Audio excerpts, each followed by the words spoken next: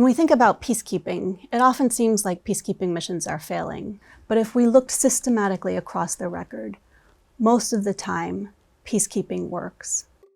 What I want to do today is to explain how peacekeepers do this.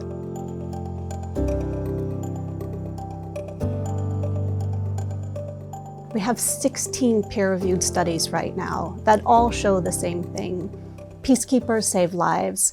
They reduce the likelihood that civil wars will recur. They also help to achieve peace agreements. Where there's a promise of peacekeepers, we are more likely to see a peace agreement, and peace agreements that stick. If we look at the completed missions since the end of the Cold War, 2/3 of the time, peacekeepers have been successful at implementing their mandates and departing. That's not to say that in all of those cases, everything is perfect in the countries, but it is to say that they're no longer at war. This idea of using troops from lots of different countries, not to fight and win wars, but to help to keep the peace, was born during the peace negotiations in the Middle East in 1948. This idea was an innovation in human history. One of the main creators of UN peacekeeping is Dr. Ralph Bunche. Ralph Bunche was an American diplomat. For his work at the United Nations, he won the Nobel Peace Prize in 1950.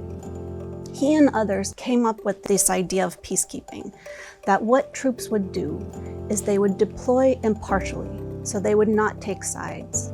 They would deploy with the consent of the belligerents, so the belligerents would actually ask peacekeepers to help them implement peace agreements. Namibia is a country that has experienced tremendous hardship.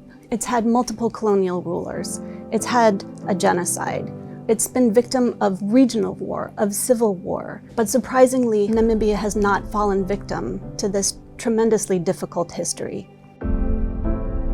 At the end of the Cold War, there was a complex and highly innovative UN peacekeeping mission, 40% women, and the main form of power they exercised was persuasion. Peacekeepers were there to help reform the political system. Nobody had ever voted in an election before. Peacekeepers were helping to inform citizens of their rights, of what it means to elect their own leaders. We are very proud. This is an important moment for us, but a historic moment for the Namibian people. That for the first time in 105 years, they are able to sit down, their leaders are able to sit down together and deliberate on the future of their country. In the complex missions in civil wars, peacekeepers are not only monitoring ceasefire lines, they are also helping to rebuild the basic institutions of the state. They're helping to demobilize troops. They help reform judicial systems, economic systems, so that when people have disputes, they don't have to resort to violence to resolve them.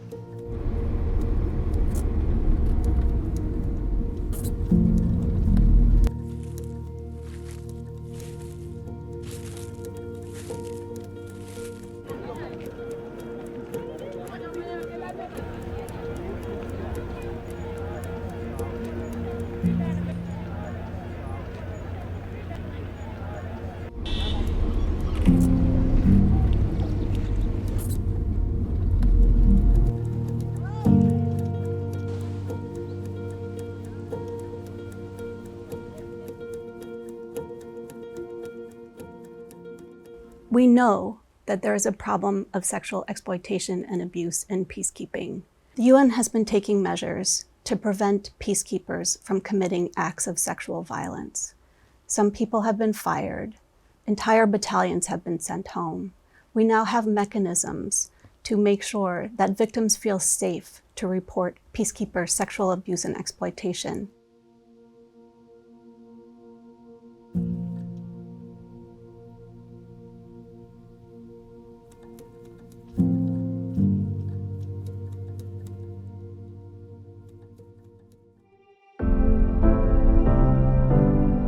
If we look at Lebanon as another example, the primary form of power that peacekeepers exercise and continue to exercise today is inducement.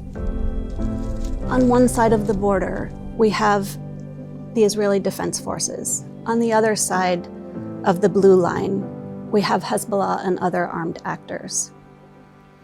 And in the midst of all this, we have thousands of UN peacekeepers.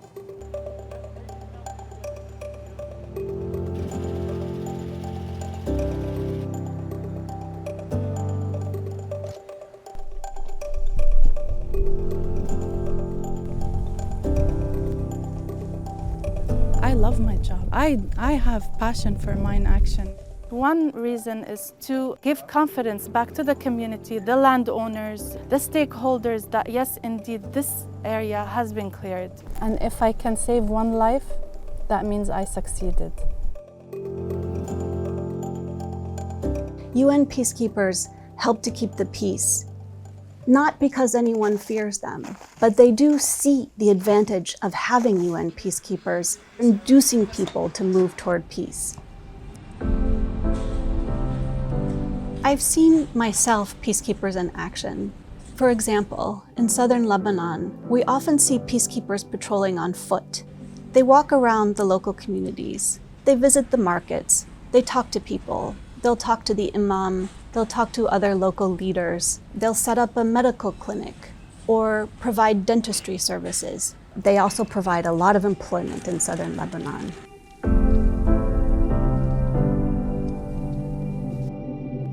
If we look systematically across the cases, peacekeepers are helping people in their everyday lives move from a situation where there's war and violent conflict to a situation where there's more peace.